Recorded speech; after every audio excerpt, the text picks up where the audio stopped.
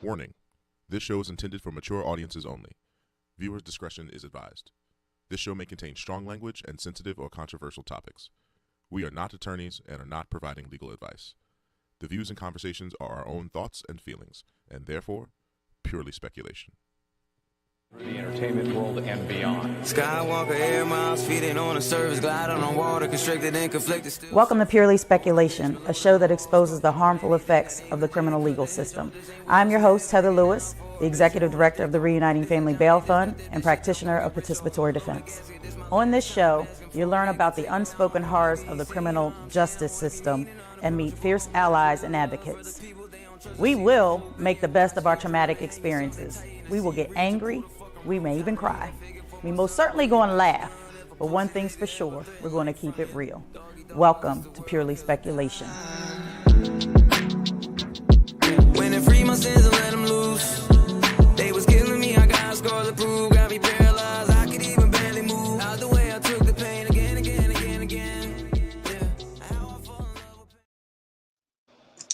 Hey y'all, welcome. Season 3, episode 6 of Purely Speculation, our guest edition. And we have a very powerful, moving guest this evening. And I'm so excited. But our guest comes to us from this experience at the Commonwealth of Pennsylvania's death row.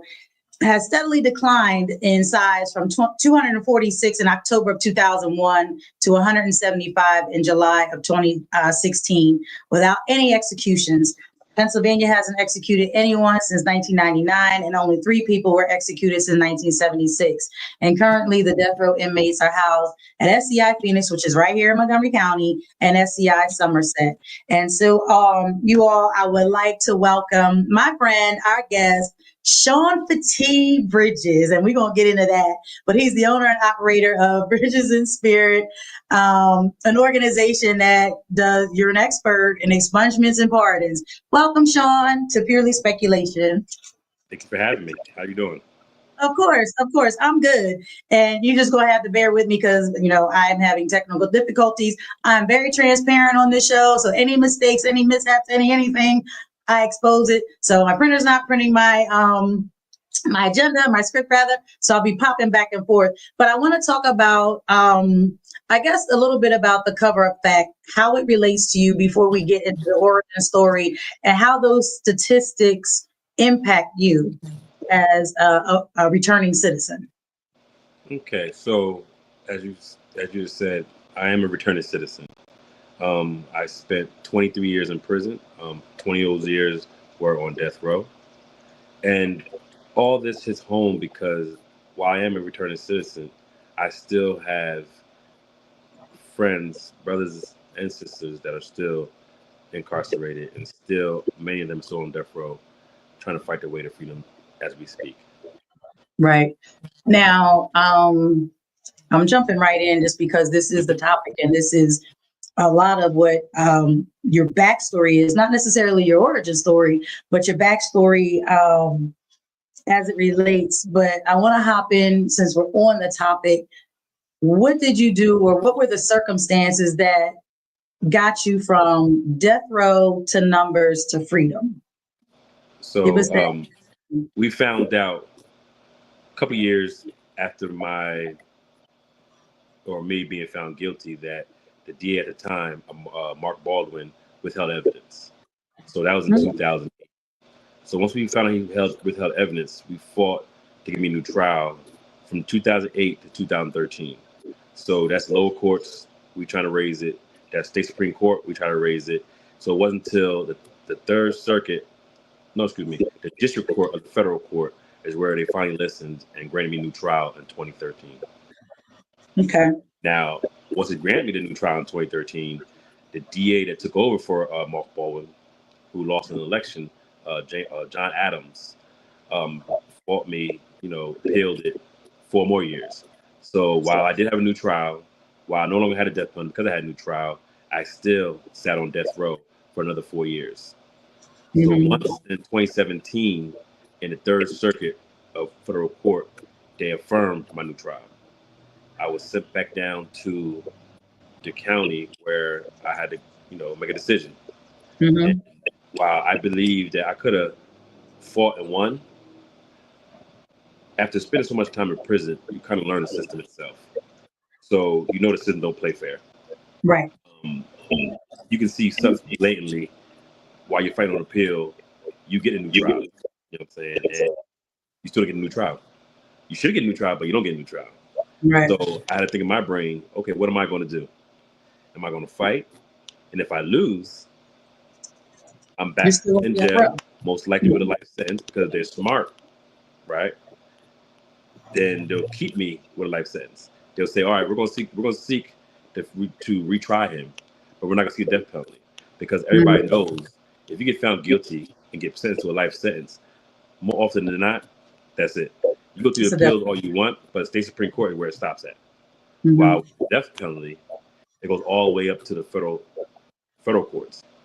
And I tell people, you rather have a death penalty than have a regular first-degree murder life sentence.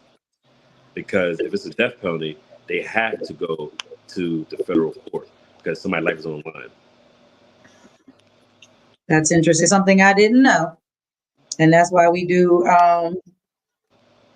this show, is to inform people about that. Not that we're encouraging people to, engage in activity that will land them on death row, right? But then if you find yourself in that situation strategically, when you're actively participating in your defense, this is a tidbit of information that will be helpful for you to make the best decision for yourself. Right. It might sound crazy when somebody says, all right, it's seeking the death penalty, so we want you to plead guilty to a life sentence. And some people, when you hear death penalty, I don't want to die, so I'm pleading guilty. I'm getting the life sentence. Right. While I'm not scared to die, but in my brain, I'm saying it's still the same sentence. One slower than the other, Right. So yes, let's go trial. So when I got found guilty and they sentenced me to death, I'm like, okay. But a lot of people don't know, or a lot of people still don't know, that I was charged as an accomplice. I wasn't charged with killing anyone. So while I did on death row, I was on death row as an accomplice to the person who did get charged with killing someone. So it's an interesting thing to sit on death row, not try to kill somebody, but it got you as kill somebody. An accomplice. Right. What are the I don't want to say qualifications, but what has to be in place for a death row sentence to be an option? Like, what are they got these things called aggravating and mitigating factors, right? Right. So before I left the row, I believe it was like 16 or 17 aggravating factors in order to get somebody death. So what he used on me was D11, has been convicted of a murder before or at the time of the offense. Here's a problem with that when it comes to me. One, I'm only charged as accomplice, right? There's only 3 or 2 aggravating circumstances that says was the killer or accomplice to the killing. Now, you'd be surprised to know that that's not the reason why I got a new trial or a new penalty phase. To this day, they still didn't overturn that. Now, they could have been like, well, we're not going to give you a new trial, but we'll give you a new penalty phase for this reason. Because the aggravating circumstances did not apply to me. Because remember, I just said, D11 had been convicted of another murder before the time of the offense. While my case had double homicide, there's 2 bodies, right? So there's the body, the first body. So how can I have a killing before or at the time of the offense? Were they trying to count them separately in the one incident? One incident, but it's impossible. Right. Nor does it say accomplice. And they said, right, if the accomplice if D11 was meant for accomplice, it would have said so, like 13, 14, 15, where it states was a killer or accomplice to the killing. So if it didn't say accomplice to the killing, how do they use D11 to give me the death penalty? Right. But yet no court overturned that part. But it's clear. So people got to understand that when it comes to the system itself, the system is clear. It's clear. You got lawyers, you got DAs, you got judges, right? Everybody can try to interpret what that law means for their own factor.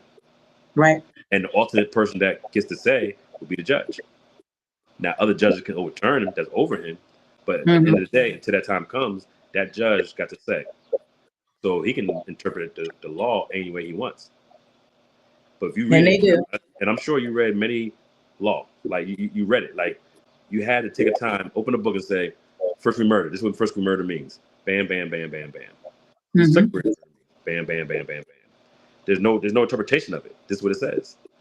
So if I'm arguing a case and I use case law to back up my claim, it should be easy to interpret. Right. But we got these judges. So that means each case law that you use to try to overturn your case, whether good or bad, everybody's interpreting that case a certain way. So that's what we got to go off of. Right. So what ultimately happened with your case? They gave you a number. You got a new trial. You were found. So I got a new trial. Took me back down to the county. Of course, we're going back and forth. You know, how you say, time served. Let me go home. Right. No. Well, if you don't do this, we'll take you back to trial again. Like I said before, I know the system. So I'm like, all right, I'm gonna take a deal. I'd rather fight from outside. Right. Than inside the cage. So I wound up taking a case of, well, excuse me, not a case, but numbers of 23 to 80. So as of right now, I still got to walk off like 49 years of parole. Mm-hmm. And that because it's like I'm forced to do that. Because I'm Right. not going back to jail. So I'm supposed to go back to jail because the system, what, they play fair? No. So, Right. But then, like I said, I know who I am. And I know what I'm capable of when it comes to me being in the free world. I know how to get a job. I know how to do what I need to do to survive out here. So how long have you been home now? 5 years. 5 years. I was released in 2019. Right. And I'm sure we met shortly after that. Yes. Not I had too an long. opportunity. Yeah. Which is interesting because my lawyer who helped me get free used to work for the Montgomery County Public Defender's Office, and she knew how we met, of course, the clerk of court's office. So she knew the person that ran it at the time, and she's like, "Well, I can talk to them about getting you a job."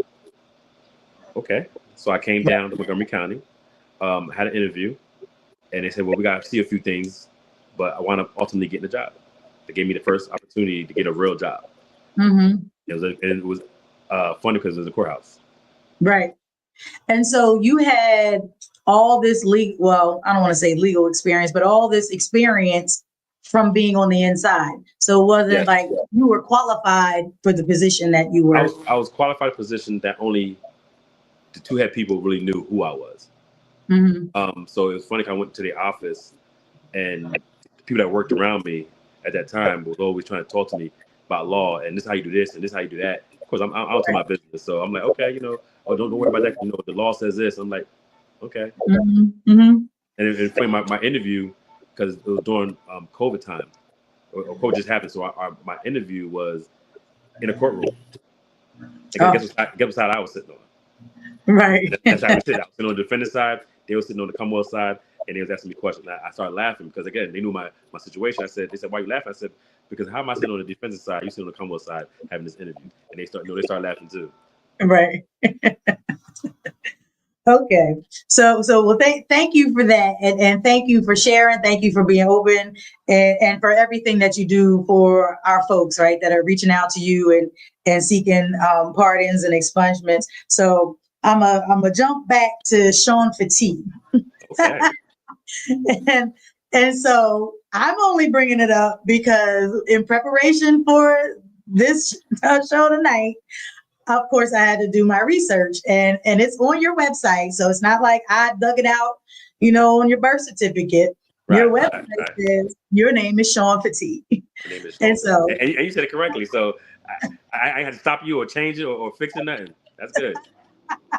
I always say, anybody can say my name correctly can call me Shawn Fatigue. If you can't say my name correctly the first time, don't even try. Right, you're done. Yeah. So tell me I know there's got to be a story. And so so when we start with our origin story, so tell me about Shawn Fatigue. Well, Shawn Fatigue came about my aunt, rest in peace. It's Swahili, right? Okay. I know for sure it's Swahili.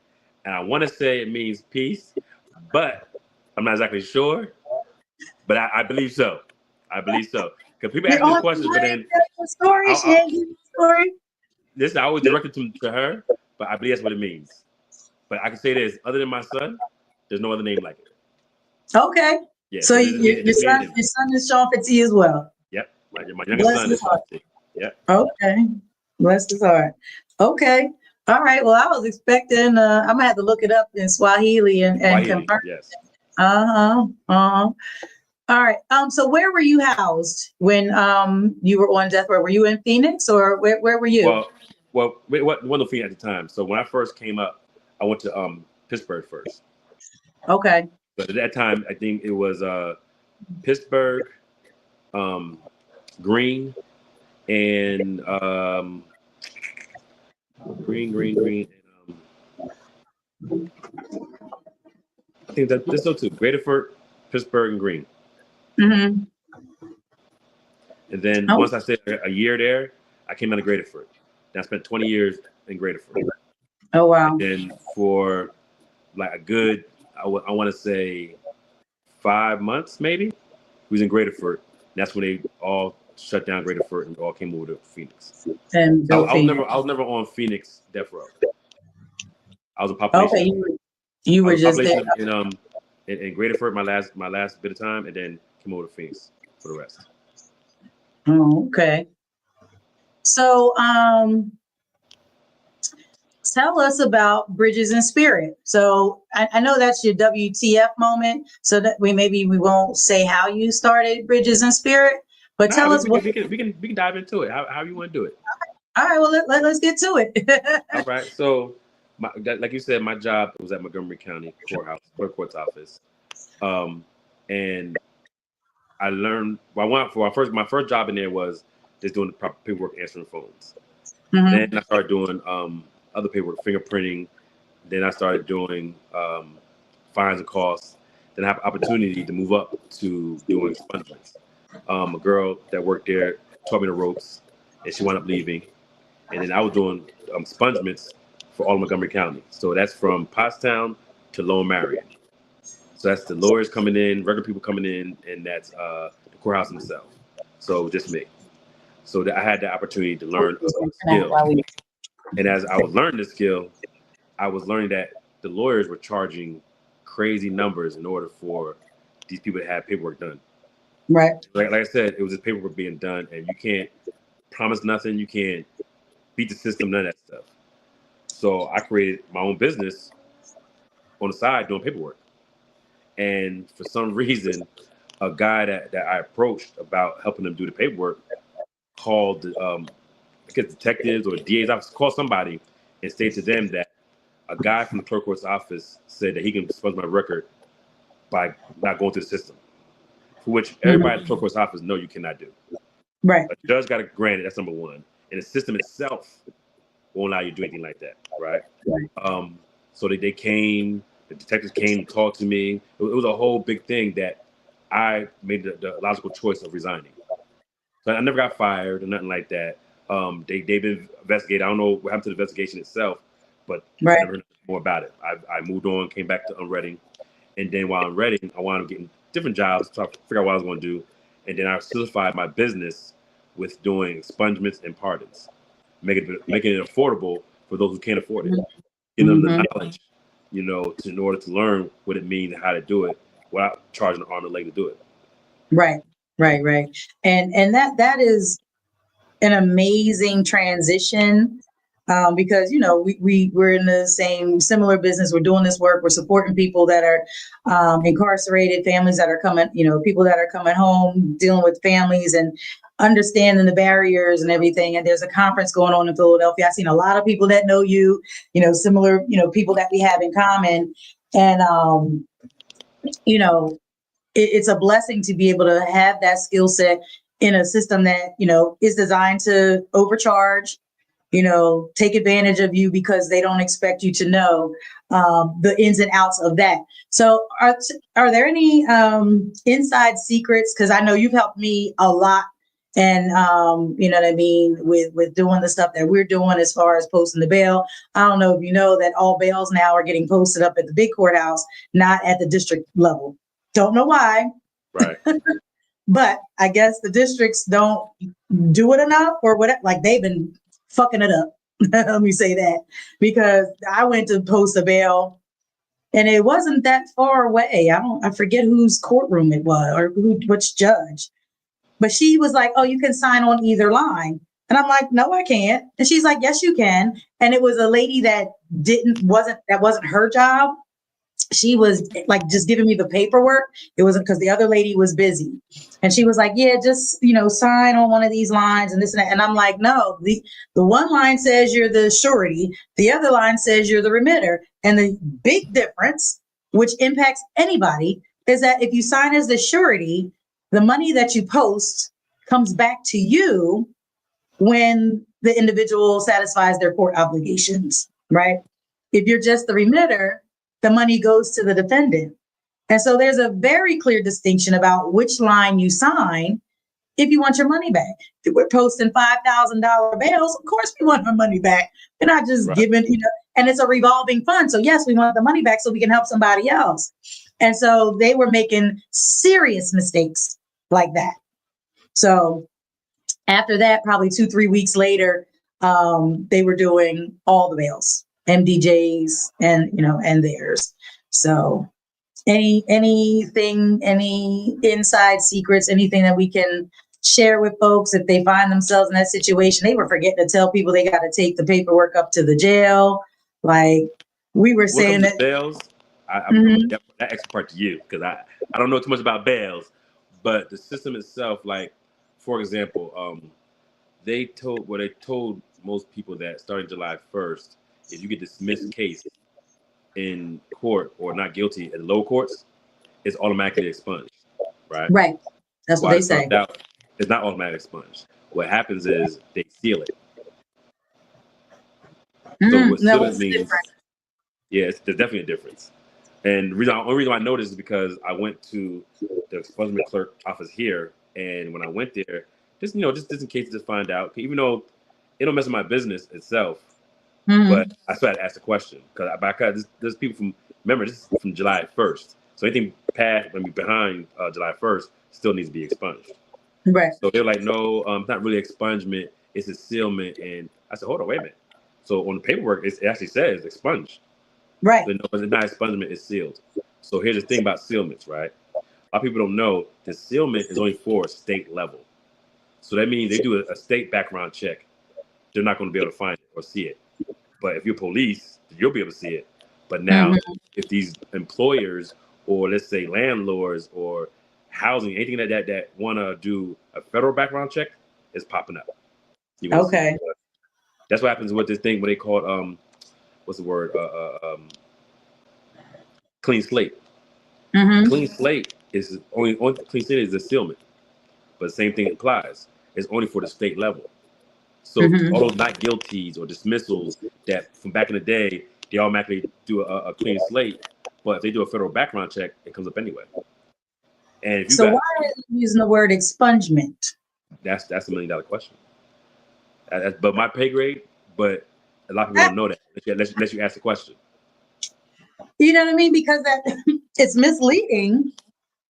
You know what I mean? Because if it's not an expungement, don't call it that. Because there is another word for what it is. So why not call it what it is? If you ask them, well, if it's sealed, that means it's sealed. Nobody can get to it.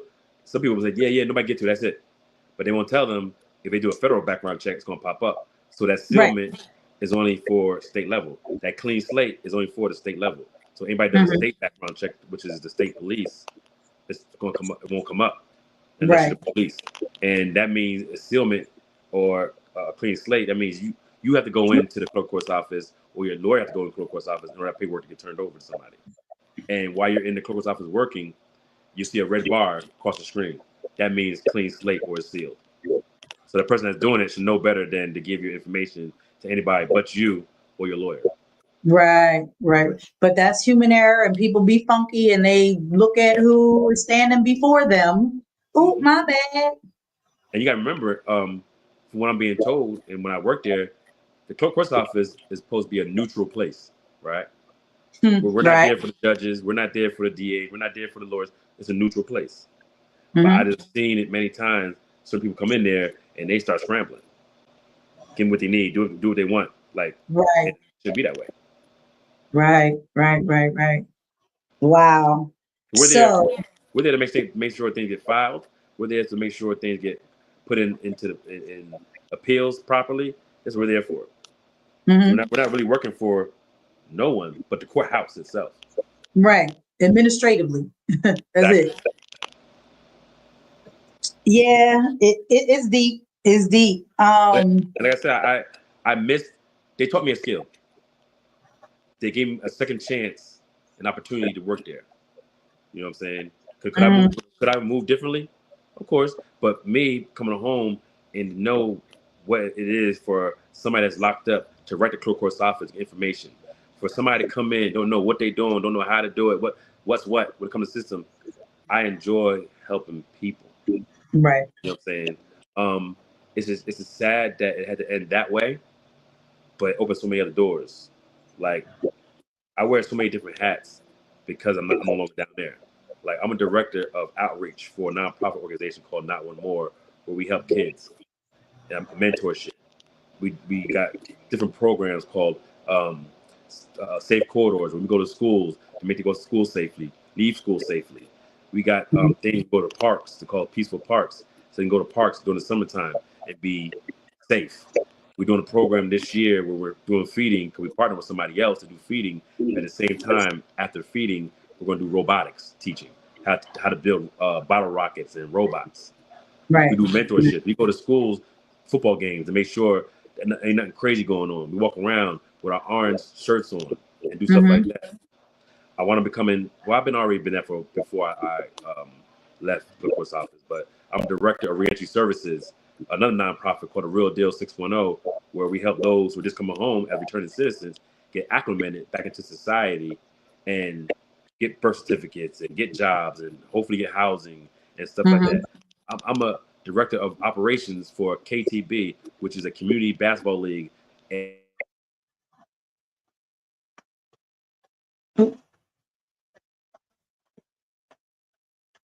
I hope his phone ain't die.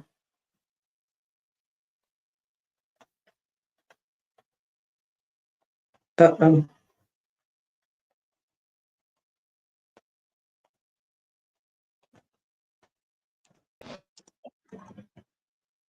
you hear me?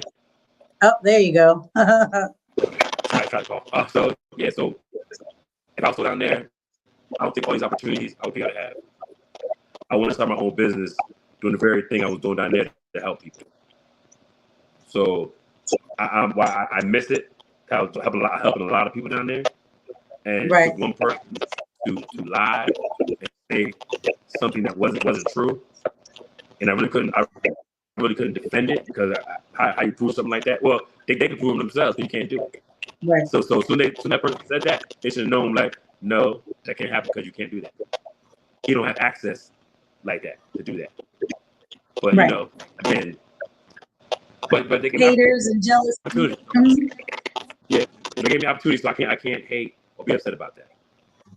Right. You know, when one door closes, another door opens, and look at you being blessed. You have you're moving around and, freedoms to do some things. Super duper busy, right? Out here, in the world helping people. What was I going to ask you? So back to the expungements. So the expungement will seal it at the state and federal level. We'll remove it. If you do expungements, it works out. Because once you do expungement, right? So let's say you grant expungements. So our job is to send a letter that states that your record has been expunged and that they gotta take all your information out of their system.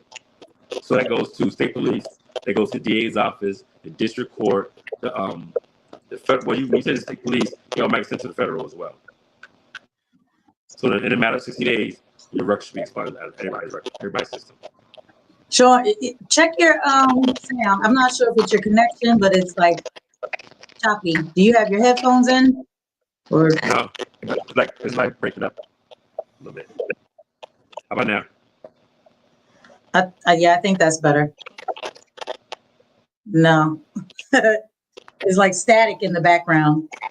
Yeah, I know that's for me. Yeah, because I was checking with Nance to see like where that's coming from, and we think it's from you. So when you talk, it starts cracking up. So when I talk, what do you hear? Yeah, I'm hearing you, and I'm hearing some crackling, and then you kind of break up a little bit. Oh, sorry about that. No, it's okay. Are you? Oh, Ange said I sound clear. Can you hear me? You can hear me clearly? Yes, as I said, it says that crackling in the background, but I hear you clearly. Okay. Yeah, no, you're good now. It sounds better. So I don't know what that is. So tell me again. What for the people that don't know, explain Okay, for people that expungement. don't know, if you're actually eligible for expungement, right? What our job is as the expungement clerk is to take the letter, the order granting the expungement, and mailing it out to all people that you decide you want to mail it to. So in different counties, they do it different ways. In Montgomery County, they pick who you want to serve to. So we always tell you, serve the people you came in contact with in the system. So you know automatically it's going to police, right? It's automatically going to district court. That's where you got arraigned at. It's automatically going to the courthouse because that's where you went to above after that. And then you want to send to the state police. So technically, you said if the 4 usual suspects is where you're going to send it. But you can send it to 13 different people. PennDOT, you can send it to your lawyer. You can send it to different people. But in Montgomery County, you got to pay for each person you send it to. So it starts off at $174 and add $11.25.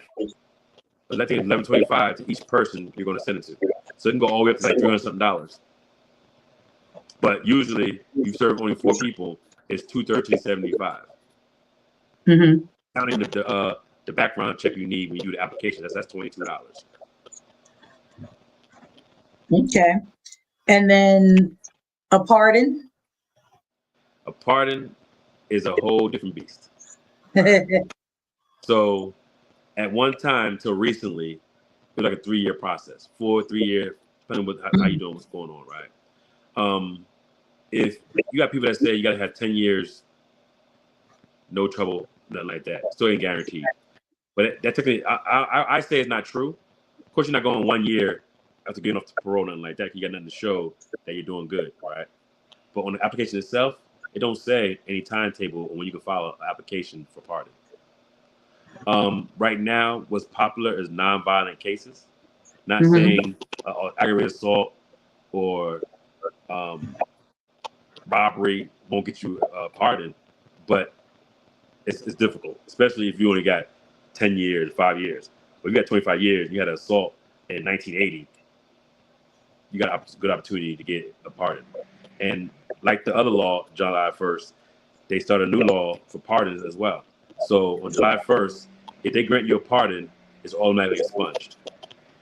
Makes so sense. You have to get a pardon and then going back down to clerk court's office and then putting an application in for expungement, it's automatically pardoned. Excuse me, automatically expunged. But here's the problem with that is. I haven't known anybody to know how that works or how fast it works. Because now they got to send the paperwork down to the clerk court's office of those counties and say they're granted a pardon. How long are they going to take to do the expungement, right? And then I say, no matter how long the timetable is for you to get in to do a pardon, they don't charge you a fee to do pardons, right? So I mean, they're not going to charge you a fee to do expungement. So how many of these counties do you believe are going to sit back and allow them to take money out their mouth? Right. Until the higher court or the system of doing pardons says, well, while we don't charge a fee, you still got to pay to get expunged. They haven't done it yet, but it's coming. We all know it's coming. And here's the kicker. Like I said, while they said it was 3 years, maybe 4, now they raised it up to 6 years. We have a 6-year process if you want to do a pardon. A 6-year process. You have to have all your fines. Huh? What are they doing that takes 6 years? Is it a backlog? Is it like millions? Right. And you have all your fines and court costs paid. before they even look at you for real, for real. They say that you can still file if you got to show that you're paying on your fines and costs.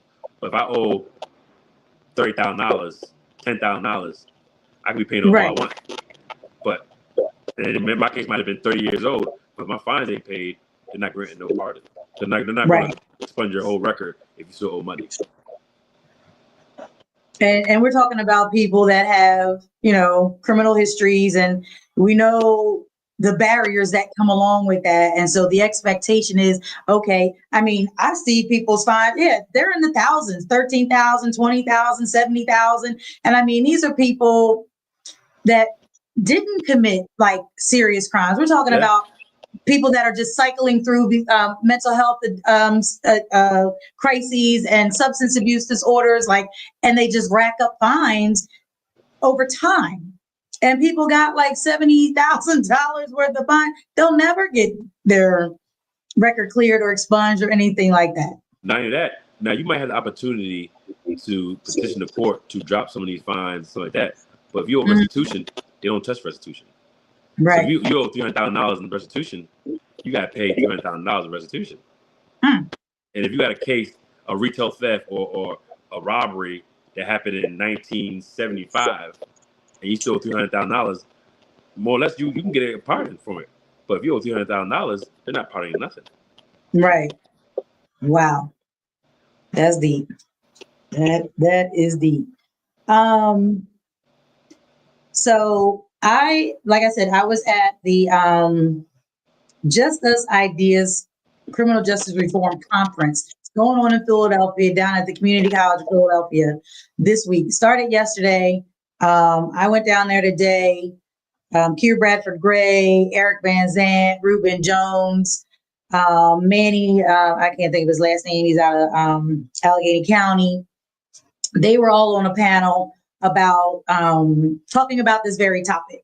And one of the things that they had mentioned is that because Ruben's on lifetime parole, right? And they were talking about how he's been home for 20 some years.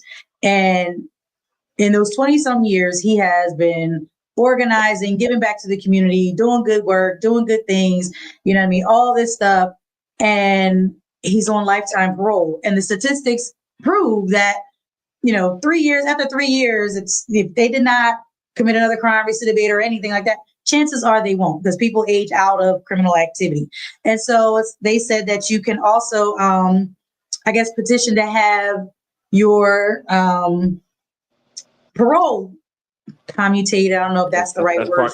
That's on the pardon application. The rest of your parole. Right. You know what I mean? So I don't know if 5 years is long enough, but I hope you plan on doing that. Oh, you know I do. I mean, I've been told to do it now, but I'm not saying they don't. It's a 6-year process. Yeah, they don't bother me like that. So it is the point of having my whole issue about being parole. You have to pay supervision fees. Now I don't see my parole every 90 days, so I'm not paying every 90 days supervision fees. I pay 30 days. I pay $30 for supervision fees. Even though you $30 for 49 years, that's a lot. Like I can imagine a lifetime. And that's you know, I guess that's how, you know, we were talking. One of the other panelists was saying something very similar to that they weren't going to, you know, let you. What did they say? Something to the effect like, you still have to pay me. Like, even though that supervision fee, it's like, oh, because you don't have a job. You know what I mean? One of the conditions of parole is that you got to be employed. Well, yeah, but if I can't be employed because I'm on supervision, how can I pay you? You know what I mean? And not be able to make enough money. And you would sit in jail and things like that. Just those barriers that threaten people to go back into custody. And that's when I say, like, as a reentry director, I said, okay. I said, you got to understand that nobody stays and wake up in the morning and says, I want to be in a cage, right? Right. Nobody, there's some mental health going on. Nobody wants to go to a cage. So you're telling me that if I don't get a job, I'm going back to jail. But if I go to a job and they tell me I'm not going to hire you because you're a returning citizen. So how do I win? And a lot of people don't know when it comes to these jobs, there's this thing called ban the box, where they're not even supposed to ask you about your record, right? But it's not applied because of some reason or another. But when the governor now, who was the governor, was Attorney General, he came to Reading to visit. And this happened to be one of my first, you might say my first ever public speaking places, because I was at a place where I was front and center, and he questioned me and another guy who was a juvenile lifer out of Philly. I don't even know why he was even there, but we knew each other. He said, why are you here? And I said, why are you here? You all the way from Philly. Didn't matter, but we took over the whole thing, talking about the system itself. He said, but did anybody you know about ban the box? I said, no, what's ban the box? He said, well, these employers are not supposed to ask you about your record. I said, well, y'all might need to tell these employers this, because I can say right now, there's like 150,000 people right now that ain't got no jobs because they got a background. So you tell me I can't work at a furniture company putting together furniture. I got a record. I can't work at a not candy shop, but a factory that makes cakes. I got a record. What I got to do with anything? Right. Now, I don't agree, but I get when you say I can't go to schools and be a staple in the school, but I can go to any school I want and have a conversation about my history and about my record and about how I came through it all. You have no problem with that. If I tell you, let me stay in the school so I can help these kids not get in no trouble. Let me go to the probation office, the juvenile probation, and talk to these kids about getting in trouble. They say, no, you can't because of your record. Right. How's that help?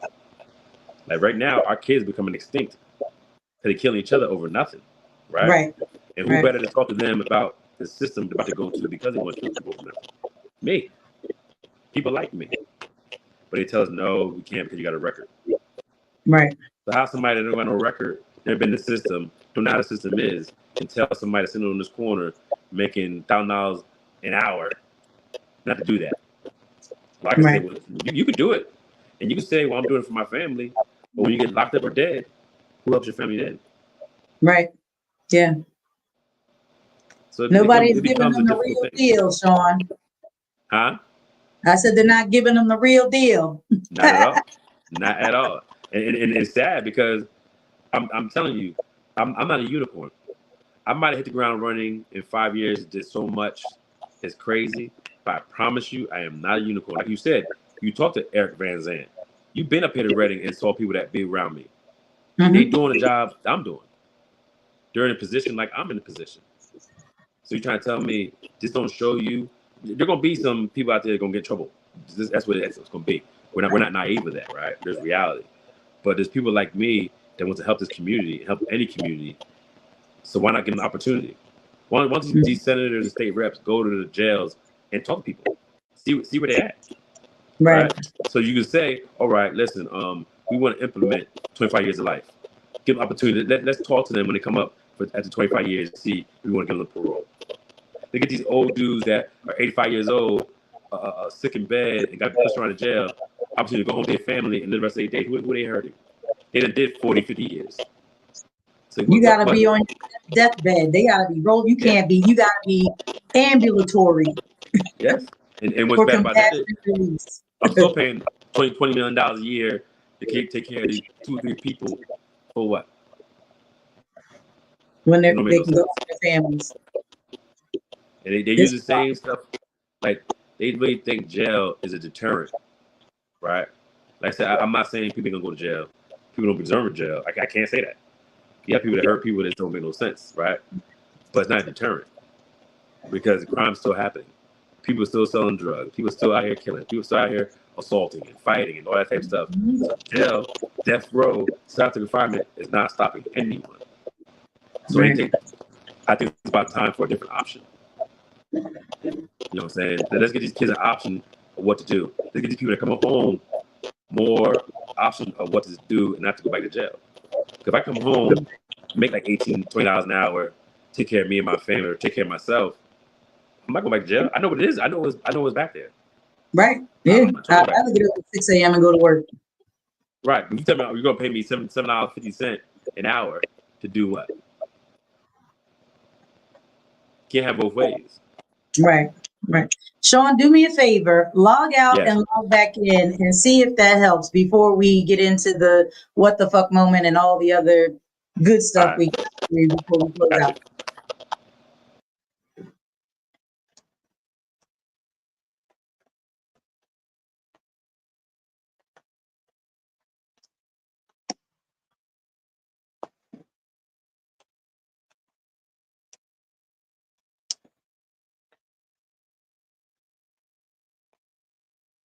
Oh, you want me to talk about what, Zach? All right, well, let me get my notes because I was at this thing and there's a couple of things that I wanted to ask Shawn about and see that we can do some campaign. How's it now? Oh, no.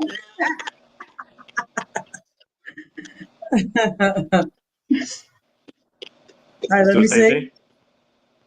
thing? It feels a little better. I think so. I think you're good. All right. Okay.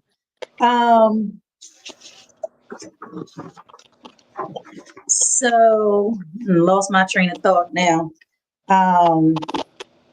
Priority of work. There, you know what that means? I'm telling you all the things that I learned today. Huh? Okay. Say it one more time. Priority of work for probation and parole. So there are states that recognize the priority that follow that, or maybe that's law or whatever it is, that which prohibits probation and parole from interfering with the returning citizens' work schedule, school schedule, training schedule, anything like that. If they have to travel for work or travel for training, like the probation and parole cannot schedule a meeting during their work or school time. Like, wouldn't that just make sense? Like, It would. all this is like, it's common sense. So, like we were talking, if people really wanted to reduce homelessness, they really wanted to have an impact on people's mental health and stop the flow of drugs and things like that in our community, they absolutely could. But the one thing that has I got numbers written all over, you know what I mean, jotting down, it costs this much for this, it costs this much for that, it costs this much for this. That's what it is. Like, this is a system that's built on money. You know what I mean? The less amount of people you have incarcerated, the less food you need, the less staff you need, the less whatever, the less people you have to work and, free labor. You know what I'm saying? And that interrupts. And I don't even know how much of that prison system, like we're talking about Michigan, they making license plates. Like, I thought that was a joke. You know what I mean? When they said, "Oh, you're in jail making license, you gonna be in jail making license plates." No, that's real shit. You know what I mean? At least in Michigan, I don't know if they make license plates here in Pennsylvania. You know what I mean? But how much of the people on the inside are actually producing products, goods, and services for society? You know what I mean? Are they just is it just in-house for, the prison population? Or, like, you know what I mean? Or is it just this money that's cycling and going into the pockets of these people that provide the contracts for the food, laundry services, whatever it is that you guys have to phone, commissary, all of that stuff. It's all money. When I have interns that we're training right now. So they're going to the, post bail with me. They're going to the jail. They're court watching. And I said, count the number of people that are in here. When you go to the courthouse, count the number of people that are in the courtroom that are just there to work. A dozen or so? 20 people? Because you got the sheriffs, you got the bailiff, you got the crier, you got the clerk. There's at least 3 or 4 clerks, a stenographer, like old people that are just sitting in the benches on the side. Like, all these people are making money. So it's all about money. Definitely about money. And so for them to use any common sense legislation to support people that are coming home, or even to prohibit them from going in the first place, will defund the criminal legal system, essentially, or reduce it, Right. And it's like, what incentive do they have to do that? Especially when majority of it's Black and brown people. They don't give a fuck. They don't care about Black and brown bodies, Black and brown souls, Black and brown men, women, and children. They do not care. We are dollar signs to them. That's why we have to create opportunity for ourselves. And I think we're just starting to realize that hopefully it's not too late. If we continue to wait on the power that be, so to speak, to stand up and rise and say enough is enough, we got to give them what they do, or we're giving them the tools to help them succeed. We want them to succeed. We won't be in trouble. Right. Yeah. And we are. I mean, we see what this current administration is doing. And so I think this conference, I mean, has brought people from all over the country. There are people from Chicago, people from New York, people from Georgia, Tennessee. Like, I'm impressed that, it garnered, and it's free. So it garnered people to come from, across the country to come and hear these folks speak. Larry Krasner was the keynote speaker this morning. And, people love him or hate him or whatever, but he's doing his job, like as the job is described. You know what I mean? As the job is supposed to be. You know what I mean? He said, if I got the evidence and you're guilty, I'm going to knock your head off. All right, fair enough. But if we don't have the evidence and we find tampering and we find all these other inconsistencies and things like that, we're going to pump the brakes. We're going to pause. We're going to investigate that. We're not just going to try to knock your head off anyway. Right. You know what I'm saying? Like that's, I can respect that more so than, you know what I mean? Like our DA here in Montgomery County that acts like his office doesn't make mistakes, that his office doesn't overcharge people, that his office doesn't, hold people for first-degree murder in a clearly self-defense case when that person could have fought his case from home. You know what I mean? But the jury spoke and he was exonerated. He was acquitted, not guilty. You know what I mean? But he lost 9 months of his life. He lost his business. He's traumatized from being incarcerated, being away from his family, like the whole thing. Like they still got what they wanted despite not getting the conviction. Right. They destroyed a black man.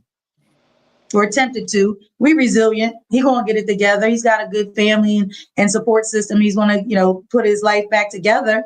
But that was unnecessary and it didn't need to happen. And that's what happens here in Montgomery County. You know that. You see it. You see it. And so this conference is good. It's good. It's good information. It's good to see folks come together. Oh, so tell me, because we're working on our Vera Institute for Justice project. We're in the analysis phase of all of our data collection. Do you want to talk about that a little bit with the? Okay, so that's an interesting conversation, right? When it comes to Vera Institute, they are good at what they do, right? Gather information, analyze the information, and put forth a report about the information. Perfect. What I would tell you, and what I would tell anybody that works with them, at the end of the day, they go back to where they came from, right? Right. So whatever information they put forth, they're putting information against people that are still there. And they're going to respond to that information. Even though Vera might go to everybody and their uncle and ask them for data in order for them to come back with a clear view of all the reports they're going to do, right? People still going to have something to say. Mm-hmm. And me and my partner, director, Dr. Salida Simmons, director of Real Deal 610, the executive director, we're just now, we knew it was coming, but I don't believe they knew what was coming, right? They're just now seeing, but again, they're reading, because 2 days in a row have been in the paper about how we got the facts wrong, how we didn't give them the credit of what they're doing now, which all this wasn't about that. We know what you're doing. We know the credit. Who's saying you got it wrong? The stakeholders? Yes, stakeholders. Yes. Gotcha. So it's going to be the same thing. So they say we got it wrong, or we didn't give them all the facts, or that we didn't give them their flowers for what they are doing. For which the report wasn't about that. We didn't ask for no flowers for what we're doing. We're saying, how can we make it better? This is the report we did. These are the data we got. This is the facts we got. How can we make this better? But that's not what they're arguing in the newspaper right now. Arguing, well, they didn't say this, and this report is wrong, and this data is wrong, these facts are wrong. But you got to remember, we're going off the facts that all of y'all provided if you were willing to provide it. Right, yeah. So you can't that's what I'm saying. How do you do that? Yeah, so you can't argue with facts is wrong if you weren't able and willing to provide with facts that will be right. We were neutral when it comes to facts. We got in the facts, analyzing the facts, putting the facts back out there for all those who are stakeholders, or all those who aren't stakeholders, just involved in the system itself, opportunity to read what's going on. So if how you say, John Adams, not John Adams, but yeah, but John Adams, Tom over here, that person over here gave us no information. We're only going with the information we have. That's what we put forward with the information we have. Right. So if you got more better information, you should have gave it up. So you can now argue that our practice is wrong, you did this wrong, and you didn't give us enough flowers. How would you go about doing that? So now they're seeing what we told them all along, what was going to happen. Right? Okay, we told you. You should have believed us. Right. But how long do an organization like ours, yourselves, got to take the pounding of the stakeholders and people that are not sharing or people not really helping the system or the community? They're saying they are. How long do we say this is enough? This is what we do. Right. This is what we helping. Who are you helping? Here's our data. Where's your data? Like we don't shoot for the limelight. We don't look for it. We help. We help. And they ask us a question, we answer it. But nobody needs to know we help Sally over here or John over here. They don't need all of that. Right. We know we got a system in this community that got some help. If he wants to talk about it, by all means, talk about it. But we won't be us. We won't be parading nobody in front of the cameras to say, this is who we helped. Right. See, look, this is who we helped. We're not going to do that. And that's a big problem. Yeah, I say Vera Institute is good way to do. I have nothing bad to say about Vera Institute. Mm-hmm. They got the funding, big funding. They're going to come down there, they're going to help and get data. That's their job. Right. Their job is the data, find, analyze the data, put forth a report. Mm-hmm. So is that what you're waiting for? It's coming. And they're good at it. Well, I'm not sure. You know, I think you know me well enough, Shawn, that I'm here for it. I'm here for the pushback because right now nobody's saying anything about what we do. Right. They're talking in private and they're moving in silence and they're doing like little things, you know, as far as, you know, telling our court watchers now that are on Zoom calls to turn their cameras on and they want this and they want that and they're asking these questions. I have to give, you know, the names of who, you know, our court watchers are and all that kind of stuff. And folks are getting agitated because we have more and more consistent.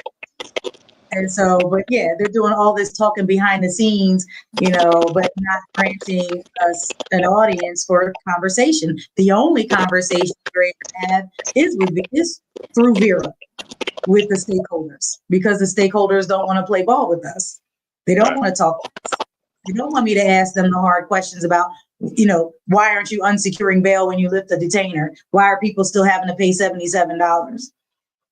Common sense stuff, right? Would be so easy just to unsecure when you lift it.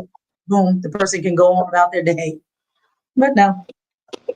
But maybe if one of the trolls is watching this podcast, they'll see it and say, hey, I think we need to do this because Heather's about to call us out on it. So that's kind of what we do. So you shared your what the fuck moment earlier. Do you have another? I'm sure you do. You come up with another what the fuck moment. Okay. I think with me, and I'm trying to learn this, when other non-profit organizations try to call you out, right? But try to call you out in front of everybody, but not with the right facts. So you tell you, no, don't worry about it. Just do what you're doing. Like I said, we don't look for the light, so it don't bother us what you think we're doing or not doing. But it bothers me where you go to these big gatherings and you'll say, well, this person's not doing this, and this. Now, they don't know who we are. Like I said, we ain't out there promoting it. We ain't looking for the cameras, not in the newspapers. But we don't need it. Right? And when these other organizations start following suit by listening to what they're saying, like so many times I tell my directors, oh, we gotta say something. Like, this is ridiculous. Oh, we ain't about that. Is that Michelle Obama moment when they go low, we go high situation. Right. But then I'm only a lonely director of outreach. So who am I to say what you can't do? Now, did they come to me personally and say you're not doing it? No. Now, if they ever do that, I can't promise I won't. And then we start talking about facts. Then we start talking about what I am and am not doing. Like, I got enough of my name to show that people in Montgomery County, people can say right now, I got a list of people right now that can say, Shawn helped me. But when I went to that clerk's office, he didn't say, I can't help you because we work and we can't get no advice. You know what I'm saying? They would say, yeah, Shawn, help me navigate through this. He didn't give me no legal advice because he's not a lawyer. He didn't do this. He didn't do this right here. But he made sure I knew to look at it or something like that. I can promise you now, you go there right now and you say, can you help me? They'll say, we're not allowed to help. Right. And then all that does make more work for the person because they come in with wrong paperwork or they come in with paperwork not right. You're taking time to explain, that's not right. Go back. That's not right. Go back. When you say, this is how you do it, bam, bam, bam, bam, then submit it. So I submit it correctly.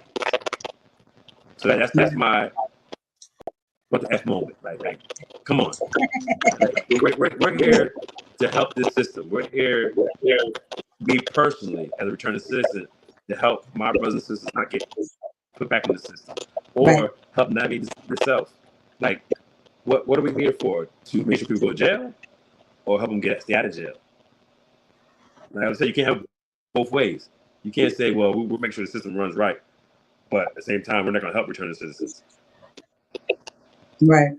And, prime example, in the courtroom, the DA is squad deep, right?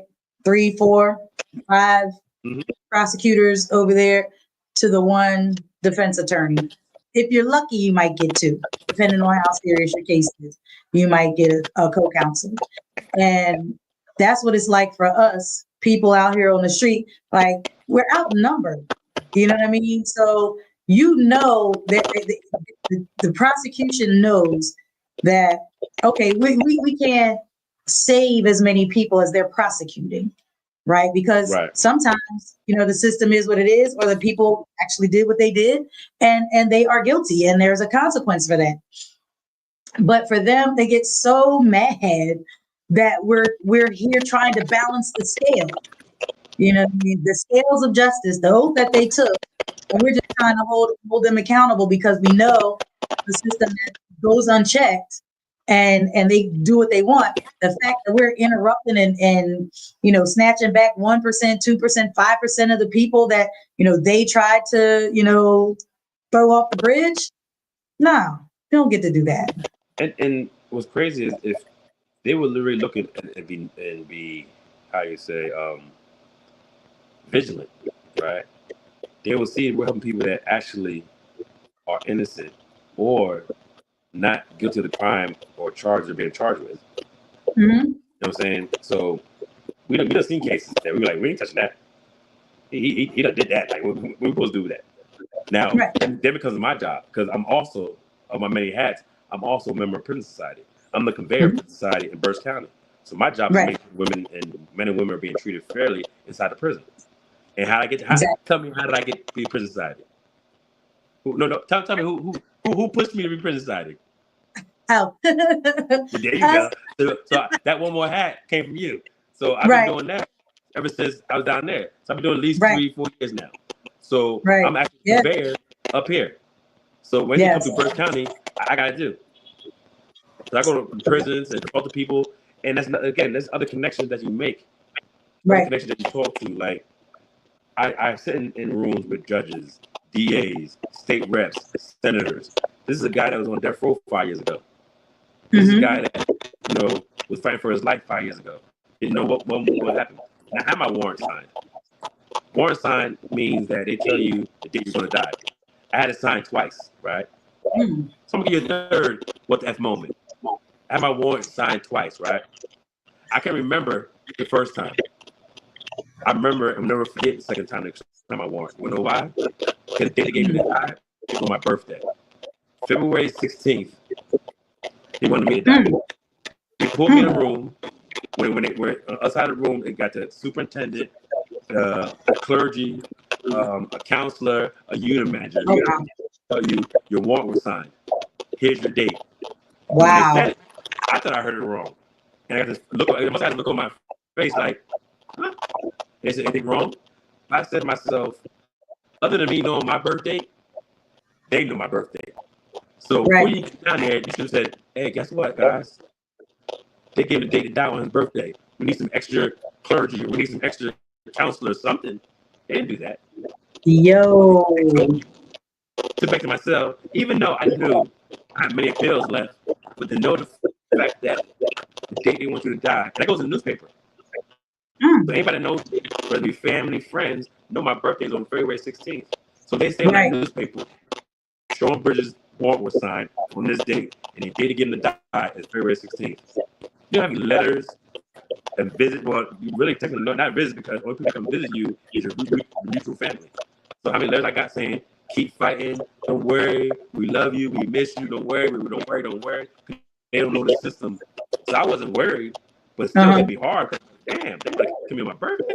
The day they this way was me. I crazy. So yeah, I got 3 what the F moments. That one was interesting. I was like, you should have lived with that one. That's a capital can't use that because you're gonna end it. That's how you're gonna end it right there. Right. Wow. That is that. I mean, yeah. Look. All right. So we gonna lighten that.